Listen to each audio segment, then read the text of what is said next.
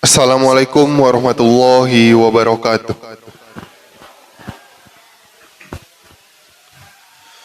Alhamdulillahirabbil alamin wassalatu wassalamu ala asrofil anbiya wal mursalin nabiyina wa habibina Muhammadin wa ala alihi washabbihi ajmain. Amma ba'd.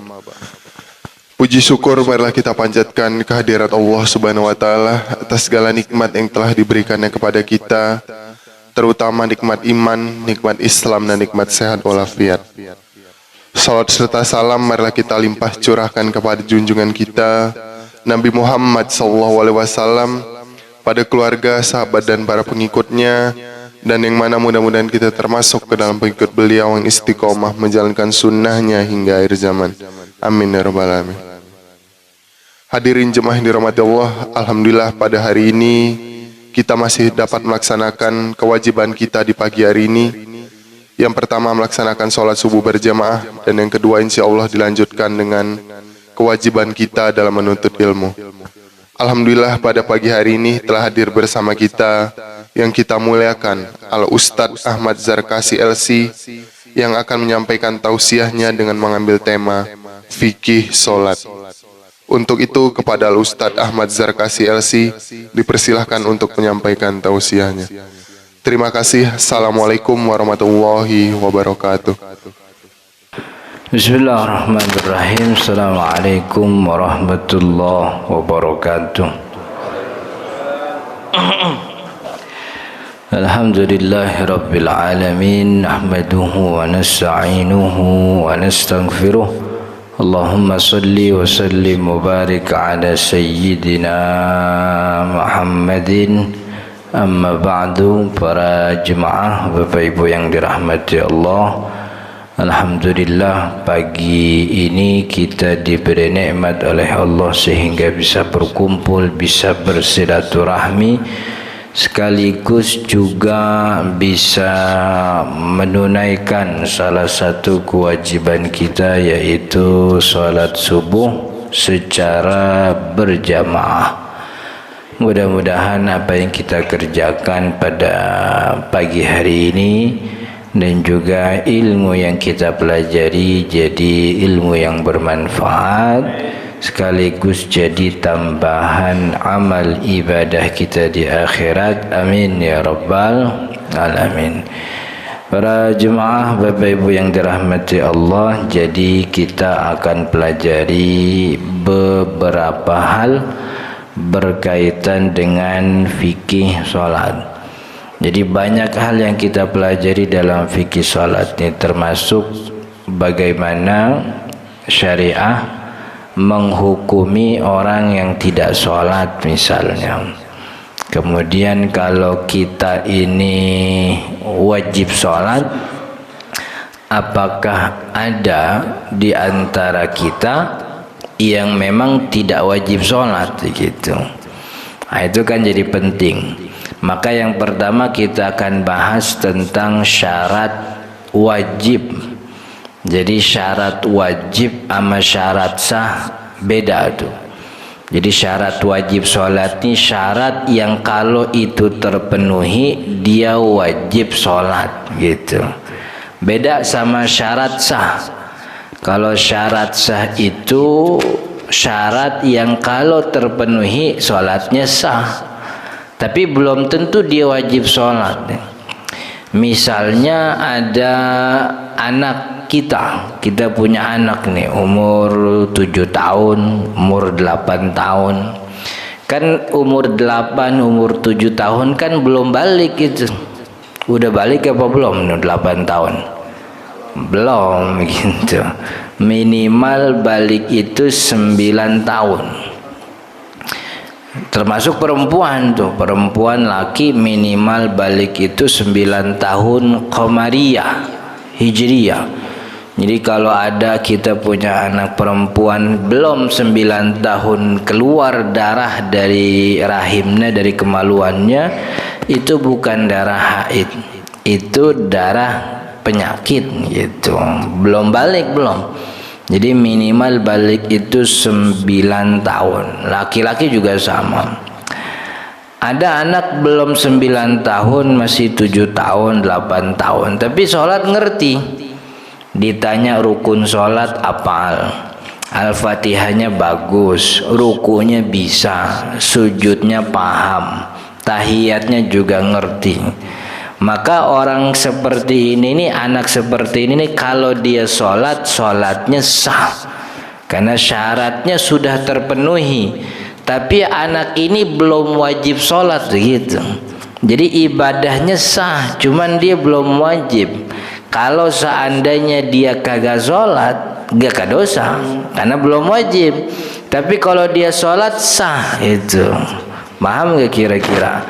Maka walaupun dia belum wajib sholat, tapi kalau sholatnya udah benar, sah sholatnya, maka sah juga jadi imam. Anak kecil belum balik, yang penting dia ngerti sholat gitu. Kalau kata ulama kan yang penting sudah masuk umur tamyiz. Umur tamyiz itu fase sebelum balik, di mana anak itu sudah ngerti mana baik mana buruk. Itu anak kalau nonton sinetron tahu mana tokoh antagonis, mana protagonis, tahu gitu. Jadi kalau nonton sinetron mamanya tahu mana yang kudu dia demenin, mana yang kudu dia gedekin, dia tahu gitu. Itu namanya tamyiz. Tapi belum balik. Ini anak kalau sholat sah sholatnya, tapi belum wajib. Artinya kalau dia nggak sholat mah nggak dosa gitu. Maka karena sholatnya sah, jadi imam juga boleh gitu. Yang penting udah ngerti. Ya jangan kayak, kan ada tuh anak-anak yang kalau sholat ikut cuman rakaat pertama doang, kan ada tuh. Rakaat kedua udah ditinggal orang gitu. Yang kayak gitu jangan jadiin imam. Takutnya makmum rakaat kedua bingung, dia gak ada imamnya. Imamnya udah pergi duluan. Jadi itu maksudnya syarat sah sama syarat wajib tuh beda tuh. Jadi syarat wajib, syarat yang membuat orang wajib sholat. Syarat sah itu syarat yang membuat sholat orang yang udah wajib sholat tadi itu sholatnya sah. Ntar kita jelasin satu-satu. Jadi apa namanya, orang yang sah sholatnya belum tentu wajib sholat. Kayak anak kecil. Nah, kalau anak kecil belum wajib sholat terus dia sholat, pahalanya ke siapa Ustaz? Kalau kata ulama, anak-anak yang belum sampai pada masa balik tapi sudah melakukan ibadah, karena banyak ibadah yang tidak disyaratkan balik, yang penting rukun syarat terpenuhi. Kayak puasa, kan ada tuh anak-anak kita kemarin ikut puasa, yang benar puasanya sahur dari jam 4 gitu, bukan sahur sebangunnya kan gitu. Kan ada anak-anak yang sahur sebangunnya kan gitu, bangun jam 7 sahur jam 7, ikut puasa sampai maghrib gitu. Cuman sahurnya jam 9, jam 9 pagi gitu. Jadi itu apa namanya, puasa, sholatnya yang sesuai dengan syariat nih, puasanya, sholatnya. Atau mungkin anak diajak umroh kan gitu, saking duitnya kebanyakan bingung mau diapain kan gitu, bocah 8 tahun diajak umroh gitu. Itu ibadah yang dilakukan anak-anak yang belum balik, itu pahalanya kata ulama antara 3. Pertama, pahalanya kepada orang tuanya. Jadi pahala anak ini, ibadah yang dia kerja ini, baca Quran, dia sholat, dia puasa, bahkan dia sedekah. Dikasih duit jajan 5.000, belanja 2.000, kembali 3.000, 1.000-nya dia sedekahin gitu. Itu pahalanya tuh jadi ke orang tuanya. Itu kata ulama begitu, yang pertama. Yang kedua kata ulama, anak yang belum balik nih kalau ibadah pahalanya kepada yang ngajarinnya. Yang ngajarinnya kan bisa emaknya, bisa abangnya, bisa kakeknya kan gitu, bisa gurunya di masjid, di musola. atau yang apa namanya, intinya orang yang ngajarin, yang mana sampai kepada dia ilmu tentang sholat sehingga dia bisa sholat tuh siapa tuh? Oh, abangnya, berarti dapat ke abangnya. Ya, kemarin dia bisa puasa, yang ngajarin siapa? Maknya, gitu. Kemudian yang ketiga kata ulama itu jadi deposito pahalanya.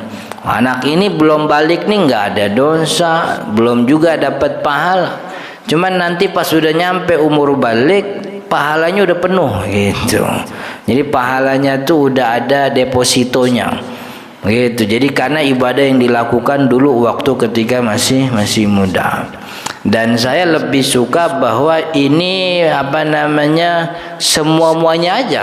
Artinya kalau anak itu ibadah, maka orang tua dapat pahala, gurunya juga dapat pahala, anak ini juga dapat pahala. Jadi pahalanya jadi simpenan.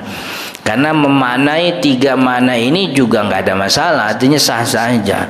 Kan yang namanya orang tua itu jadi jalur iman. Ini iman anak nih berkat orang tuanya, maka hal-hal yang dilakukan sebab iman itu juga nyampe ke orang tuanya. Itu ada dalam Al-Quran surat At-Tur ayat 21. Kata Allah, walladzina amanu wattaba'athum dzurriyyatuhum biimanin alhaqna bihim dzurriyyatahum ma alatnahum min amalihim min syai'in. Kata Allah, tidaklah orang-orang beriman ketika dia diikuti oleh anak keturunannya juga dengan iman, gimana ma'alatnahum min amalihim min syai', kita sampaikan apa yang dilakukan oleh anak keturunannya, ya artinya disampaikan pahalanya oleh Allah kepada orang tua, ma'alatnahum min amalihim min syai', enggak sekalipun kita kurang gitu. Jadi anak kita kita ntar orang tua di akhirat kadang bingung karena dapat pahala yang kita sendiri kagak pernah ngerjain gitu. Itu jangan-jangan anak kita. Makanya anak diajarin buat ibadah gitu, jangan diajarin main HP mulu. Jadi diajarin ibadah. Ada anak 3 nih, satu lah minimal ada orang yang rajin ibadah gitu. Kalau perlu jadi ustad dah, masuk pesantren kan gitu. Yang satu jadi dokter, yang satu jadi tentara. Ada nih satu jadi ustad gitu. Ya nggak usah ustad amat, minimal jadi merbuat masjid dah. Biar banyak ibadahnya. Jangan sampai kita meninggal yang ngajiin satu pun kagak ada anak kita. Kita meninggal dunia, anak main colek-colekan. Lu aja dah ngaji dah, lu aja ngaji. Main colek-colekan, ntar lama-lama jenazahnya dicolek sama dia. Udah bapak ngajiin diri dah gitu. Habis kagak ada yang bisa ngaji. Maka minimal itu anak ada 3, ada 4, ada 5, satu aja yang dijadiin sebagai deposito pahala begitu. Deposito pak, jadi dokter, jadi tentara silahkan. Cuman nih yang namanya ibadah begitu. Karena yang namanya kita biar selamat di dunia itu, yang penting kan kita punya apa? Prestasi keduniaan. Kita punya ilmu, ilmu kita bikin sejahtera. Soalnya orang yang punya ilmu kerjaannya bagus. Orang kalau kerjaannya bagus, gajinya juga bagus. Biasanya begitu, kan ya? Entah itu karena dia punya ilmu, dia punya pengalaman, atau dia punya kenalan orang dalam kan gitu. Bisanya sih kagak ada, cuman encingnya dulu pernah jadi kopral di sini gitu. Naiklah dia jabatannya. Itu kalau dunia begitu. Maka prestasi keduniaan, ilmu, pengalaman, sama kenalan. Tapi kalau akhirat biar selamat tuh kan prestasi ibadah. Salat, puasa, ngomong sopan, akhlak baik, begitu. Jadi yang kayak begini ini mesti juga diperhatiin begitu. Jadi jangan cuman memperhatikan nasib nasib dunia begitu, nasib dunia, tapi juga nasib akhirat. Jadi yang kita akan bahas tentang syarat wajib dulu.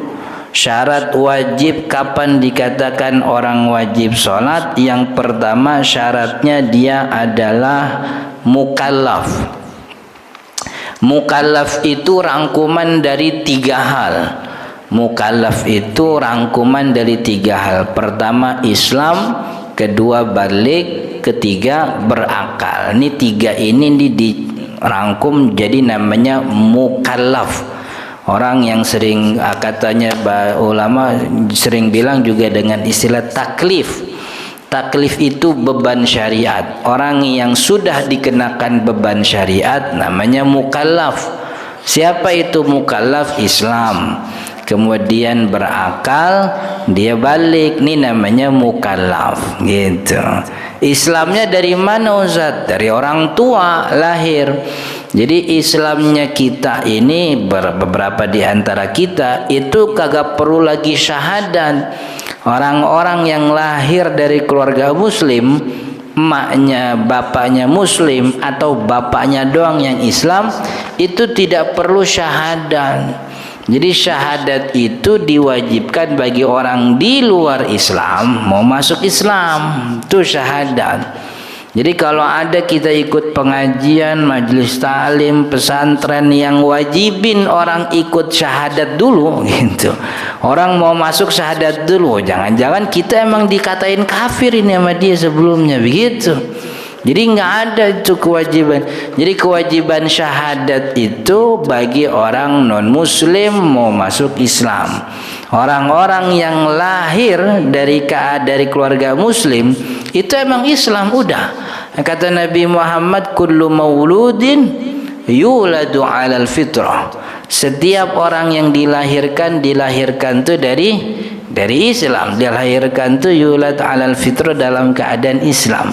Fa'abawahu, kedua orang tuanya lah, yunassiranihi yang menjadikannya Nasrani, yumajjisanihi yang menjadikannya Majusi, yuhawidanihi yang menjadikannya Yahudi. Enggak ada Nabi Muhammad sebut kedua orang tuanya yang menjadikannya Islam, enggak. Yang disebut menjadikannya Nasrani, Yahudi, Majusi. Karena fitrah artinya itu Islam.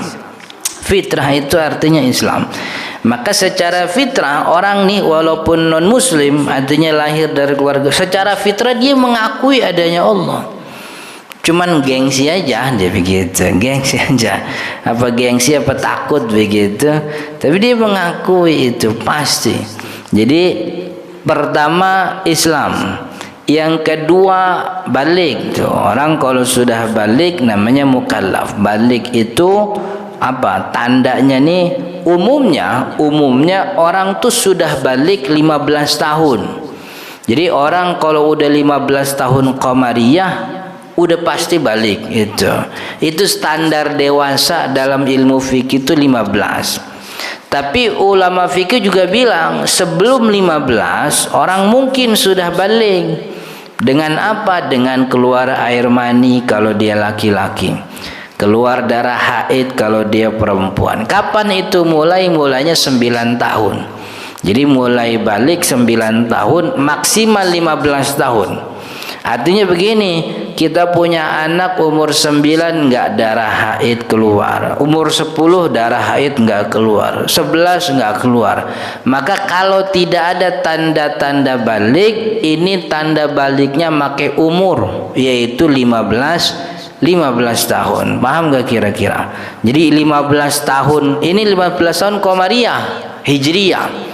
Jadi Bapak Ibu kalau sekarang pengen tahu tanggal hijriyah anaknya, tinggal buka Google aja di internet.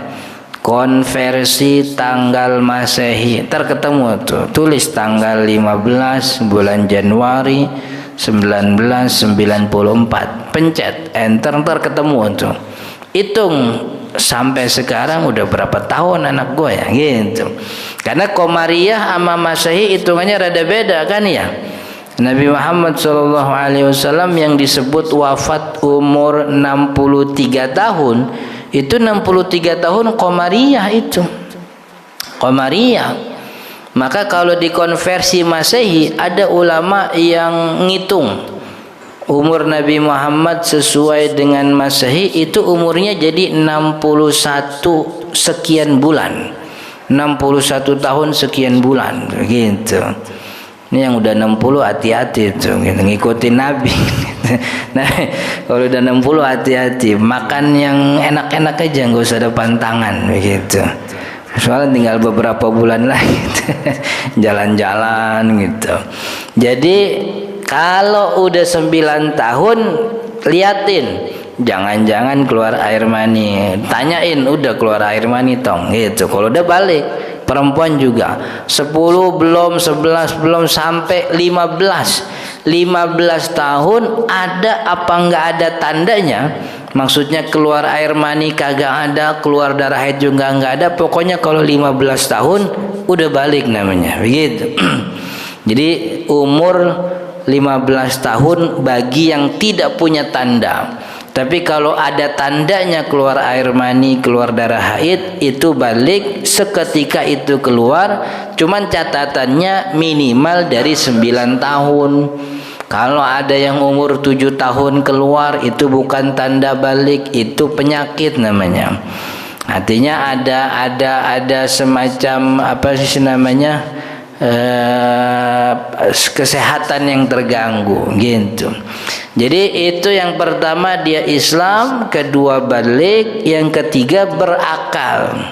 Berakal tuh standarnya otaknya jalan aja, badannya mungkin lumpuh, tangan kagak bergerak, tapi otaknya muter, ngelihat ada orang nih, anak gua nih, ini abang gua nih, itu tahu begitu. Itu yang kayak gitu masih mukallaf itu. Kita punya nih, mohon maaf, saya punya mertua sekarang udah di kasur aja, stroke begitu. Dulu awal-awal stroke tuh masih kenal nih anaknya, nih mantu gua nih. Makin lama udah tidak bisa berjalan pikirannya. Maka standar mukallafnya udah hilang. Karena standar bekerjanya otak sudah tidak lagi sudah tidak lagi berfungsi gitu. Jadi walaupun ada sebagian ulama yang bilang kalau masih hidup mah otak masih jalan gitu. Tapi kata sebagian ulama enggak. Walaupun orang hidup ada beberapa yang otaknya kagak jalan. Ya, orang gila kan hidup kan gitu. Otaknya kagak jalan. Apa yang suruh wajib sholat kan enggak gitu. Standarnya apa tuh? Otaknya tidak bekerja. Jadi walaupun dia hidup, tapi kalau otaknya tidak bekerja gitu. Dulu orang mertua saya kita ikutin sholat. Jadi wudhu kita wuduin, kita semprot pakai air, pakai semprotan kispray, kita semprot gitu. Ya bukan kispraynya, kispray kita buang, ganti pakai air bersih gitu. Jangan sekispray. Orang kelagepan kan gitu. Kita semprot, kita usap wudhu. Habis itu kita sholat. Kita jadi imam, orang tua ngikutin begitu. Sampai akhirnya sekarang udah nggak sholat karena udah tidak lagi berfungsi otaknya. Tinggal jadi ibadah aja buat anak-anaknya. Tinggal jadi ibadah buat anak-anaknya. Sabar apa enggak, mau ngeladenin apa enggak, mau ngurusin apa enggak, kan begitu. Jadi itu disebut mukallaf tuh 3: Islam, balik, berakal.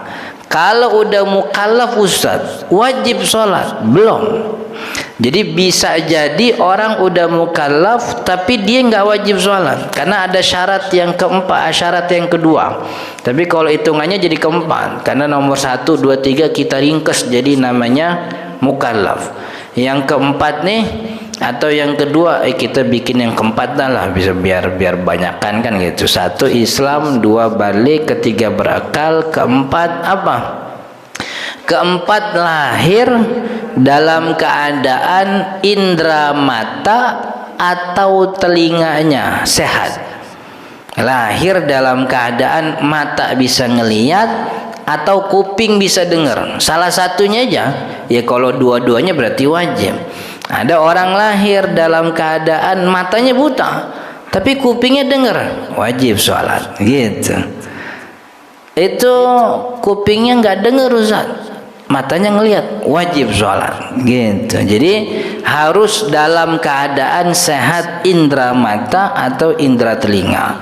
Maka orang yang lahir dalam keadaan matanya buta atau kupingnya tuli tidak wajib sholat. Atau mungkin sebelum umur balik kecelakaan, datang itu dia jalan-jalan sama maknya sama bapaknya pergi kemana begitu, kecelakaan, ketabrakan, naudzubillah, kemudian matanya buta, kupingnya tuli beberapa saat sebelum dia umur balik. Ketika balik nggak wajib sholat. Kenapa nggak wajib sholat? Karena tidak ada informasi yang bisa masuk ke dalam dirinya tentang kewajiban sholat. Mata kagak bisa ngelihat kan ya, bagaimana dia tahu gerakan sholat? Matanya kagak ngeliat gitu, kupingnya kagak dengar gitu. Kalau mata kagak bisa ngeliat kan kita bisa bisikin, tong wajib sholat. Emang sholat gimana pak? Sholatnya begini kan dia bisa bayangin. Malah kan salah satu keunggulan orang yang buta tidak melihat itu punya keunggulan yang tidak dimiliki oleh orang kebanyakan normal. Orang buta tuh punya ingatan jauh lebih baik dibanding orang biasanya. Percaya apa enggak? Orang buta tuh dia memorinya tuh jauh lebih kuat dibanding kebanyakan kita. Dia disebut dikit aja udah hafal tuh, begitu. Jadi kalau punya kupingnya sehat walaupun mata buta tetap wajib karena ada kuping yang dia bisa nangkep informasi kewajiban sholat. Gitu. Kemudian kalaupun kupingnya tuli, matanya ngelihat. Tiap hari orang lewat, orang sholat, gitu. Jadi kalau dua ini hilang, tidak berfungsi ketika lahir atau sejak umur sebelum balik, nggak wajib sholat. Itu yang keempat tuh, sehat indera mata, sehat indera telinga. Kalau ada orang lahir sehat indera matanya, sehat indera telinganya, apa wajib sholat Ustaz? Belum tentu, karena ada syarat wajib yang kelima. Apa yang kelima? Syarat wajib yang kelima. Syarat wajib yang kelima adalah dapat dakwah alias dapat informasi tentang wajibnya sholat. Sehat dia matanya, kupingnya bisa dengar, tapi kan mungkin dia tinggal di pemukiman yang kagak ada yang ngasih tahu sholat wajib. Dari kecil ikut orang tuanya, ikut mak bapaknya jadi pekerja imigran misalnya, tinggal di negara yang bukan mayoritas muslim. Jangankan sholat, azan aja kagak kedengeran. Nyampe gede dia bingung. Tahu-tahu pulang ke Indonesia, emang ada kewajiban sholat ya gitu. Emang sholat bagaimana? Kan gitu. Banyak gak orang begitu sekarang? Banyak. Sehat matanya dikata sholat wajib apa enggak dia kagak tahu. Rumahnya tinggi, temboknya juga tinggi. Saking tinggi temboknya kan sama tetangga kagak kenal gitu. Ya sekarang sih kagak usah pakai tembok tinggi, tembok pendek aja sama tetangga banyak yang kagak kenal. Habis ngerem aja di rumah. Segala-galanya pakai HP kan ya. Makan mesen pakai HP begitu. Ntar dia meninggal biarin dia pesen Gojek sendiri aja tuh. Iya gitu. Kadang kita gedeg juga nih sama orang begini. Kita mau bilangin iya rumah-rumah dia, badan-badan dia kan terserah kan ya. Cuman ini orang gitu. Enggak, kita pernah gitu. Pernah kita punya anak main kapal, main pesawat-pesawatan, pesawat masuk itu halaman rumah tetangga yang dari awal kita ke situ gak pernah kebuka itu pintu. Nggak pernah kebuka, nggak pernah lihat siapa orangnya, anaknya siapa, kagak tahu. Nyampe di situ minta kapal diomelin begitu. Dalam hati biar meninggal gue kagak ngajiin loh gitu. Kan ya. Iya ada orang begitu, artinya punya badannya sehat, tapi informasi tentang sholat dia nggak tahu. Tapi kalau kata ulama orang yang seperti ini belum tentu nggak wajib sholat, karena bisa jadi tidak wajib sholat, nggak taunya dia tentang sholat tuh bukan karena tidak ada informasi, cuman emang dianya yang lalai. Kan di samping rumahnya ada musola, ada masjid, itu masjid 5 kali azan. Kan ya, orang yang punya pikiran kan mikir, orang 5 kali begitu tuh ngapain ya? Kan begitu.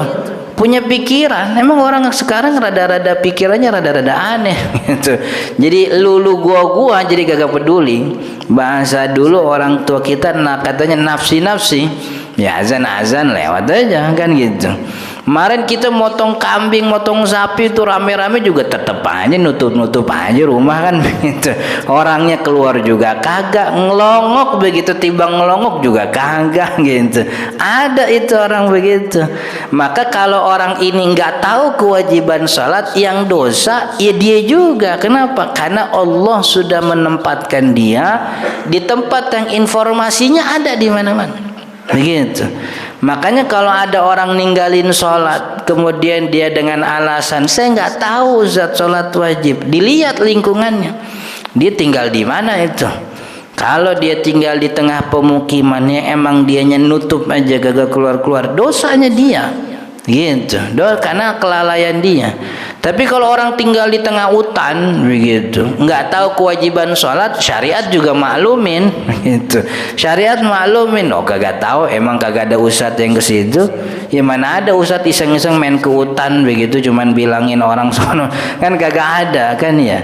Jadi informasi ini menjadi syarat wajib, tapi menjadi peninjauan ulang bagi orang-orang yang tinggal di tengah pemukiman, apalagi mayoritas Islam. Apa ya dia nggak tahu kewajiban sholat? Orang tuh yang namanya jangankan Islam ya, orang non Muslim aja sholat tahu wajib tuh. Iya, itu Cina tukang material tuh tahu kalau sholat Jumat wajib. Makanya hari Jumat anak-anaknya diliburin, masuk habis sholat Jumat itu. Material di rumah saya, dekat rumah saya begitu, Cina yang punya gitu. Jadi dari kalau hari Jumat pagi itu kagak buka dia bukanya habis Jumatan. Nanya, Cina kalau buka Jumat habis Jumatan, ya habis tukang gua kan pada sholat Jumat dulu katanya gitu. Dia ngerti itu kewajiban sholat. Waktu asar orang disuruh sholat dulu, orang non Muslim tahu. Jadi kalau orang Islam ada yang nggak tahu kewajiban sholat, dilihat emang tinggal di mana dia, begitu. Kali tinggal di tengah hutan mah kita bilang oh iya nggak wajib sholat, gitu. Orang kagak ada informasi. Itu dia syarat wajib yang ke berapa tuh? Yang kelima. Pertama Islam, kedua balik, yang ketiga berakal, yang keempat sehat indera mata, indera telinga, yang kelima sampainya dakwah, dapat informasi gitu tentang kewajiban sholat. Kemudian yang keenam, ini 6 bisa 6 7 bisa nomor 6 aja. 6 dan 7 ini khusus perempuan, yaitu terbebas dari haid dan nifas. Gitu. Perempuan nih Islam, balik, berakal, sehat indera mata, indera telinga, tahu kewajiban sholat, tapi kalau lagi haid malah nggak boleh sholat. Ini syarat wajib nih ada 6. Kalau 6 ini terpenuhi, wajib dia sholat. Anak kita lagi main berdua sama anak kita, datang waktu sholat gitu. Kata bapaknya, udah tong kita gak usah sholat lah, kita main dulu nanggung gitu. Maka yang dosa bapaknya, anaknya nggak dosa. Kenapa? Belum wajib sholat, belum balik begitu. Jadi ini apa namanya 5 atau 6 tadi syarat wajib. Maka kalau datang waktu sholat, ngelihat ada orang yang sepanjang waktu sholat kagak sholat, coba perhatiin, jangan-jangan dia 1 dari 5 nih. Islam apa kagak? Islam Ustaz. Emang udah gede? Udah gede. Anaknya udah 3 kan gitu. Kemudian yang ketiga dia akalnya kurang, akalnya sehat. Kasih duit dia ngerti, duit jadi hitungan gitu. Jangan-jangan yang keempat nih, indera mata sama indera telinganya jangan-jangan budak itu. Atau kalau nggak budak buta begitu. Atau yang kelima dia nggak tahu. Kalau ini terpenuhi dia nggak sholat maka dosa. Tapi ulama punya perincian tentang orang yang ninggalin sholat. Itu tadi syarat wajib udah beres. Sekarang orang yang ninggalin sholat. Kalau orang ninggalin sholat, ini kan sering ada nih, kemarin waktu puasa ada orang kalau kagak sholat, puasa lagi kagak sholat, puasanya kagak diterima. Nah, ini juga, ini ucapan yang cukup bahaya, karena seakan-akan menafikan orang daripada ibadah yang dia kerjakan. Jadi meninggalkan sholat itu hukumnya kata ulama ada dua. Orang yang ninggalin sholat itu ada dua jenis.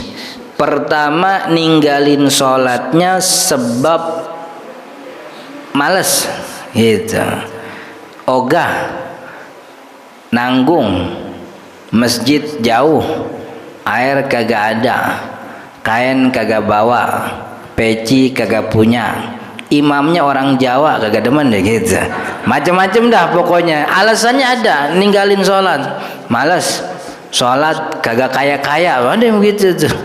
Nanya kenapa kagak sholat begitu, males kan? Emang kenapa? Sholat bertahun-tahun kagak kaya-kaya katanya. Mau sholat mah kagak bikin kain, mau kaya jualan kan begitu. Kaya sholat mah kagak bikin. Sholat tuh taat aja sama Allah begitu. Tapi kalau ditanya, tapi sholat wajib, tahu ente? Tahu. Yakin sholat wajib? Yakin gitu. Jadi orang ini ninggalin sholat tapi yakin sholat wajib. Orang yang meninggalkan sholat tapi masih punya keyakinan sholat wajib, ini muslim dia, nggak keluar dari Islam, cuman dia berdosa. Dosanya gede ini. Dosa ninggalin sholat tuh gede kan begitu. Karena kalau kewajiban sholat ditinggal tuh kan jadi utang. Itu yang pertama. Orang ninggalin sholat tapi masih yakin sholat wajib, cuman males. Banyak aja alasan. Males, apalagi kalau perempuan biasanya nggak ada mukena gitu, lagi di jalanan sholat males, nggak ada mukena gitu. Padahal mau kena mau kagak sholat mah wajib kan ya, mau kena ke mau kagak ke begitu. Yang penting nutup aurat, aurat ting ditutup kagak mesti pakai mukena, pakai apa namanya baju biasa juga bisa, boleh. Saya kagak pakai rok Ustaz, pakai celana boleh, nggak apa-apa. Jadi nutup aurat tuh semuanya. Jadi pakai kaos kaki. Nah, kalau pakai celana panjang, pakai kaos kakinya kayak ninja, celananya masukin ke kaos kaki, gitu. Itu yang penting kaos kakinya ngerapet, jangan kaos kaki yang apa namanya tipis yang bolong-bolong. Yang penting rapet, warna kulit ketutup aja tuh. Itu kaos kaki. Terus tangannya, Ustaz, tangannya pakai apa namanya kalau perempuan nih? Manset. Iya. Ini nggak ketutup, nggak apa-apa. Ini kan bukan aurat nih. Di dalam sholat tuh kan aurat seluruh badan kecuali muka dan telapak tangan. Yang disebut telapak tangan dua-duanya nih. Ini bahasa kita yang kurang. Kata apa namanya, kata Al-Quran apa al-kaf. Kaf ini nih yang namanya kaf nih, depan belakang namanya kaf. Gitu. Kita nyebutnya telapak tangan. Telapak tangan di sini doang, akhirnya di sini pada ditutupin. Padahal enggak, ini enggak wajib ditutup. Ini yang wajib ditutup sampai pergelangan. Ini depan belakang enggak wajib ditutup. Jadi pakai tangan, baju tangan panjang diikat gitu ya, kancing. Kalau kagak kancing pakai tali rapia dah begitu, diikat begitu. Pokoknya biar ketutup nih, pakai tali rapia. Ya kalau bagus kan pakai manset tuh gitu. Itu beres sudah, kerudung kayak biasa, udah sholat aja. Itu Allahu Akbar. Tapi kan kalau kita lagi di perjalanan kan ada masjid, ada SPBU, biasanya ada mukena biasanya gitu. Cuman emang ini kebiasaan kita. Jadi kalau perempuan tuh sholatnya pakai mukena. Makanya kebiasaan ini istri saya tuh kalau kemana-mana bawa mukena gitu. Jadi kalau mau apa namanya kemana-mana pergi tuh yang ditanyain pertama mau kena bawa apa enggak gitu, mau kena bawa apa enggak. Soalnya itu jadi standar sholat itu bagi perempuan. Kalau enggak ada mau kena kagak sholat dia. Jadi sebelum ini tanya mau kena bawa apa enggak gitu. Tapi kalau enggak ada pakai biasa aja. Itu yang penting auratnya tertutup gitu, sholat kayak biasa. Maka yang bagus itu kan dari awal kita sudah mempersiapkan diri menutup aurat dengan baik. Kitanya nutup aurat, anak perempuan kita juga nutup aurat. Datang waktu sholat kagak bingung nyari mukena, karena udah bagus nutup auratnya kan begitu. Nah, udah bagus begitu.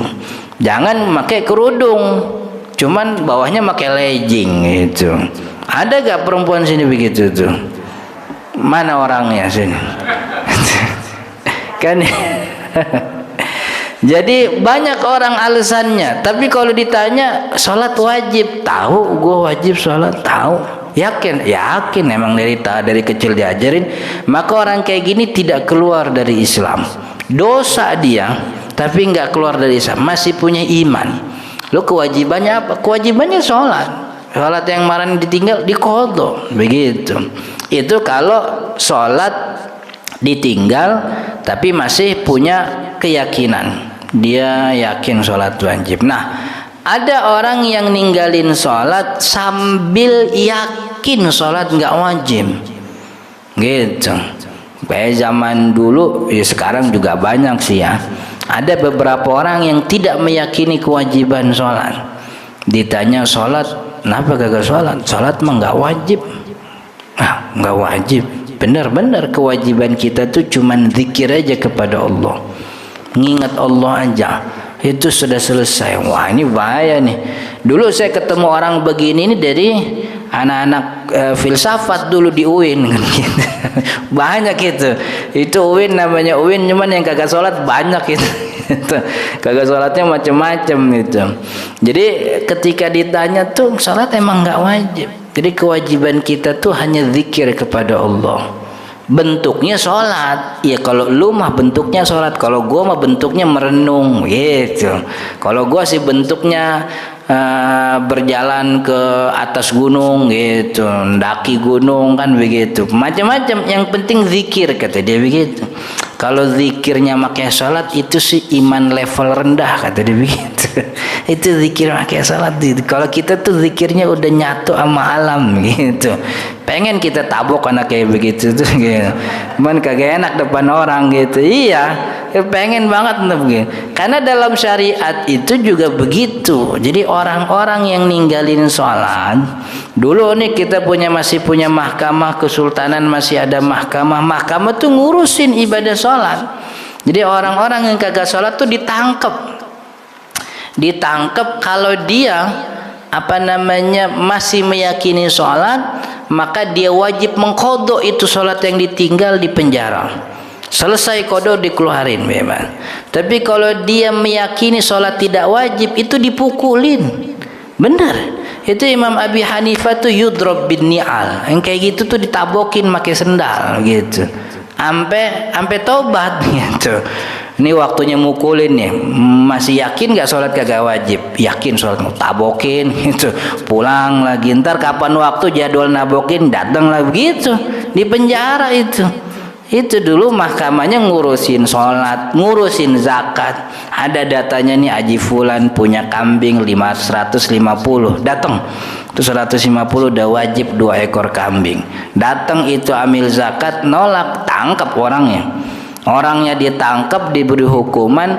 Itu kemudian setengah hartanya diambil. Ini orang punya katakanlah dia punya punya kambing 200. Kambing itu kan 41 122. Kalau dia punya 150 berarti wajibnya 2 ekor kambing. Orang yang nolak zakat tuh ditangkap orangnya, lalu diambil kewajiban zakat. 2 ekor kambing diambil sebagai kewajiban zakat. Itu sisanya kan 148 setengahnya diambil. 148 berarti berapa tuh? 72 diambil. Buat siapa? Hukuman. Jadi 2 ekor kewajiban zakat, setengah harta itu diambil sebagai hukuman. Dulu kita begitu. Sekarang amil zakat nggak punya hak penindakan begitu kan ya. Ada undang-undang zakat kita punya, cuman amilnya tuh belum selevel jaksa gitu. Sekarang kan yang punya hak penindakan polisi. Ya kan, polisi bisa nindak orang tengah jalan. Jangankan kita, TNI aja nggak punya. TNI kagak punya. Ini kita lagi ribut-ribut di jalan, TNI nggak bisa. TNI nggak punya hak penindakan. Polisi sama jaksa yang punya hak penindakan. Dulu amil punya dulu, gitu. Dulu namanya kalau bahasa orang Jawa tuh tukang jungut jibayatuz zakah. Tuh datang ke rumah orang kaya. lihat ini, sapinya ada 300 ekor. Lihat sejak terakhir kapan bayar zakat, belum pernah, berarti wajib bayar zakat. Diambil itu, datang unta, kemudian kebun kurma, ditaksir sama amilnya, ditaksir nih panennya sekian-sekian, berarti nanti panen tanggal sekian bulan sekian, zakatnya sekian ton, gitu. Nggak bayar zakat, panggil ke pengadilan dulu, begitu. Kemudian sampailah zaman siapa itu sebelum Utsman itu ada Al-Mamalik, memisahkan antara mahkamah agama dengan mahkamah ijtima', mahkamah sosial. Jadi mulailah muncul, masuk kemudian Perancis, kemudian Utsmani, diselipin banyak paham-paham sekuler, jadi misah itu agama, gitu. Dulu masa itu kalau orang yang ninggalin sholat, yakin sholat kagak wajib, maka orang kayak gini nih murtad. Karena murtad maka dipanggil, diminta tobat. Berapa Ustaz minta tobatnya berapa lama? Kata sebagian ulama ada yang bilang terus minta tobat sampai tobat, begitu. Tapi kata sebagian lain enggak, sampai 3 hari. 3 hari kagak tobat, murtad, eksekusi. Karena orang murtad hukumannya dieksekusi, gitu. Orang murtad hukumannya dieksekusi. Jadi kalau orang murtad emang tidak lagi punya kehormatan. Jadi kita ini punya kehormatan karena Allah yang ngasih kita kehormatan. Ketika kita tidak menjalankan hak Allah, hilang kehormatan. Apa itu? Ya murtad. Hilang kehormatannya. Karena tidak punya kehormatan, maka kematiannya itu lebih layak dibanding hidupnya. Dalam fikih tayamum, orang ini kita tayamum nih. Nih kita tayamum, pagi-pagi bangun, ngelihat di dapur tuh air cuman tinggal 1 kuali aja. Kualinya juga cuman 1/3 isinya, dikit ingin. Air mati, sumur kering, pokoknya kekeringan dah gitu. Ini kita wudu apa tayamum nih, airnya dikit. Itu mah air segitu mah cukup buat wudu. Kata bininya, bang, abang di depan rumah tuh ada murai 50 kandang, begitu. Ini kalau kagak dikasih minum pada mati murainya, begitu. Itu kata ulama kita, kasih minum murai lebih utama daripada wudu. Wudunya ganti tayamum. Jadi murai itu yang makhluk hidup itu dihormati oleh syariat, gitu. Tapi kalau kita punya teman yang kagak sholat, apalagi yakin sholat kagak wajib, kehausan dia. Pas datang waktu sholat, kita punya air secukupnya buat wudu doang. Nih kalau kita wudu, teman kagak hidup, mati dia kehausan. Tapi kalau kita kita kasih dia minum, kita kagak wudu, kita tayamum. Maka yang didahulukan tuh ibadah kita. Wudu kita lebih utama daripada hidupnya orang yang kagak sholat. Apalagi dia yakin sholat nggak wajib, karena dia telah mencederai hak Allah, gitu. Kita ini punya kehormatan sebab Allah yang ngasih. Allah punya aturan, katanya begini. Yang kagak begini hilang kehormatan. Maka dalam syariat itu ada 6 makhluk yang tidak punya kehormatan. Pertama anjing gila, kedua babi, ketiga orang kagak sholat, keempat kafir harbi. Kafir harbi itu kafir ini, kerok, kafir yang ngajakin perang, begitu. Kemudian yang kelima zani muhson, pezinah yang sudah menikah tapi berzina. Kemudian yang keenam orang murtad. Ini 6 makhluk ini yang sama sekali nggak punya kehormatan. Hidupnya tidak lebih baik daripada matinya, begitu. Dan 4 orang ini atau 6 makhluk ini kan hukumannya emang dieksekusi, gitu. Cuman eksekusi itu hukuman pengadilan. Orang kita kagak bisa, ayo kita ngumpul gitu. Bagaimana kita rapatin hukumannya Pulan nih, kagak sholat nggak mau, ayo kita eksekusi, kagak bisa, gitu. Itu yang menghukumi dieksekusi itu pengadilan. Pengadilannya pengadilan syariah, begitu. Kita ada Ustaz pengadilan syariah, ada namanya pengadilan agama. Cuman undang-undangnya baru cuman sekedar kawin, cerai, waris, wakaf, itu doang. Ninggalin sholat belum ada pengadilan itu. Pengadilan agama kita tuh, Memang rada bingung juga itu pengadilan tuh. Itu pengadilannya pengadilan Islam, hakimnya orang Islam, yang dihukumin juga orang Islam. Tapi hukum yang diberlaku di dalamnya tuh hukum Belanda. itu hukum perkawinan di pengadilan agama tuh kagak pakai hukum syariat. Gitu. Makanya dulu kita ngumpul itu beberapa bulan merumuskan soal hukum waris Islam. Hukum waris ini biar naik jadi undang-undang dipakai di pengadilan. Susah itu. Kita ngumpul berapa bulan gak ada hasil. Tapi rumusnya kita udah punya. Saya udah bikin tuh dari rumah fikih. Artinya hukum waris dibikin pasal gitu. Pasal 1 ahli waris ini, pasal 2 begitu. Pasal terus sampai hak ibu begini, hak ayah segini dan seterusnya. Cuman nyampe biar jadi naik undang-undang tuh kan banyak rintangannya. Belum diuji ahli ntar kalau udah beres baru masuk DPR juga diuji dulu. Kalau ada undang-undang yang lagi cocok sama 2024 dia dulu yang diduluin. Itu waris mah kagak gitu. Emang siapa yang milih kita gara-gara kita ngesahin ilmu waris? Kagak ada kan ya. Itu undang-undang yang 2024 dulu nih yang penarik suara nih, undang-undang waris mah apaan gitu. Susah itu. Ntar nyampe di DPR diuji lagi begitu. Jadi banyak emang rintangannya. Makanya sekarang nih saya itu prinsipnya yang penting ku anfusakum wa ahlikum narum. Lu jaga diri sama keluarga aja dulu. Anak diajarin sholat, istri diajarin pakai tutup aurat. Kita jaga diri sama keluarga dulu gitu. Ntar kalau keluarganya udah rapi, baru kita kemudian dakwah ke yang lain gitu. Yang penting anak keluarga. Ntar kan keluarga kita kawin sama siapa, kita dakwain lagi.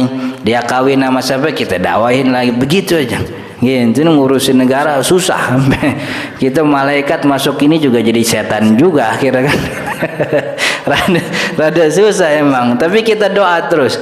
Kita tiap Jumat kan doa kan ya Allahumma gimana jadikan negeri ini baldatan tayyibatan wa rabbun ghafur tajri fiha ahkamuka wa sunnatu rasulik, negara yang di dalamnya berdiri hukum-hukummu ya Allah dan juga hukum Rasulmu. Berdoa kita tiap hari, tiap Jumatan di khutbah tuh, itu saya selalu doa begitu kalau khutbah Jumat, jadikan negeri ini negeri yang tayyib, yang di dalamnya berdiri hukum Allah dan juga hukum Rasul gitu.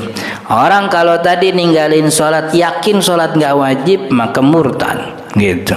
Murtad maka dieksekusi. Tapi karena kita tidak punya pengadilan, kita hukumi dia sebagai murtad. Gimana? Minta tobat kemudian syahadat, kemudian sholat apa yang kemarin ditinggalin gara-gara dia meyakini sholat tidak wajib begitu. Jadi beda tuh ninggalin sholat antara yang yakin sholat wajib tapi malas dengan orang yang ninggalin sholat emang yakin kagak wajib sholat.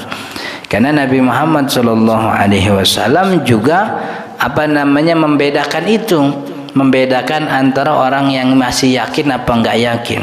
Dalam hadis riwayat Imam Abi Dawud, Nabi Muhammad SAW mengatakan, kata Nabi Muhammad gimana? Orang yang mengerjakan sholat 5 waktu, maka falahu bainahu wa bainallahi ahdun, fakana bainahu wa bainallahi ahdun ayyudkhilahul jannah.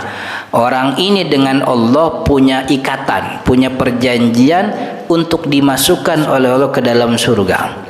Tapi kalau dia ninggalin sholat, wadhayya'ahunna, dia mensia-siakan salat 5 waktu, tidak mengerjakannya, falaysa bainahu wa bainallahi ahdun, maka dia enggak punya ikatan untuk Allah masukkan ke dalam surga. Insya'a adzabahu wa insya'a adkhalahul jannah.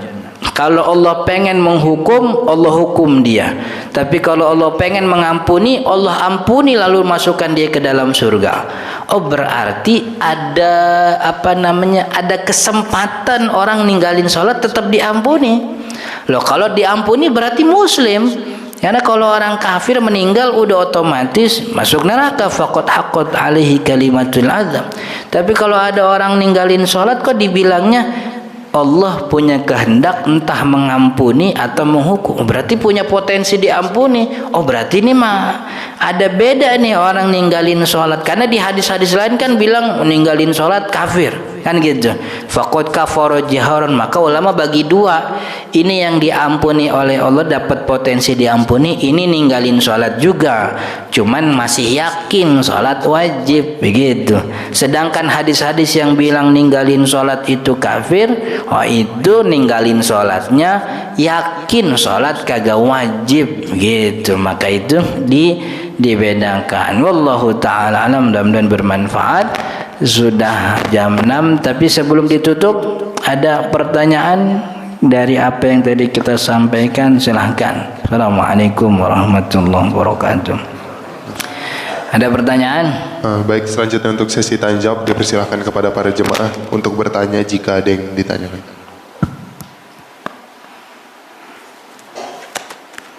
Ibu.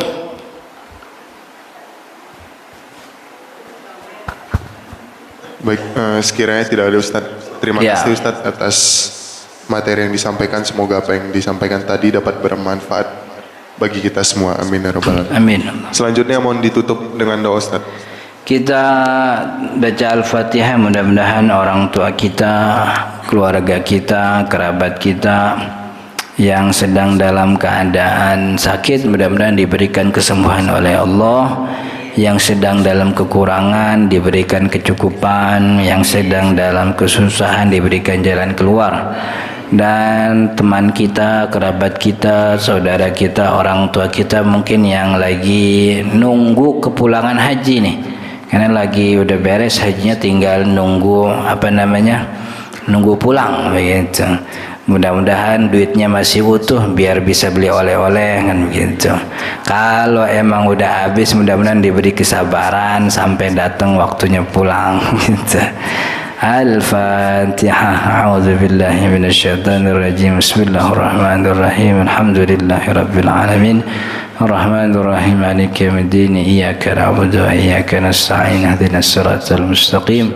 Siratal ladzina an'amta 'alaihim ghairil maghdubi 'alaihim waladdallin. Amin. Allahumma shalli 'ala sayyidina Muhammad wa 'ala ali sayyidina Muhammad.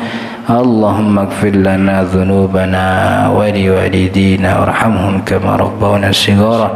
Allahumma anfa'na bima 'allamtana wa 'allimna ma yanfa'una warzuqna ilman nafi'an warzuqna fahman sahihan fid din ya rabbal alamin. Allahumma ja'al jam'ana hadha jam'an marhuma waj'al tafarruqana min ba'da hadha tafarruqan ma'suma.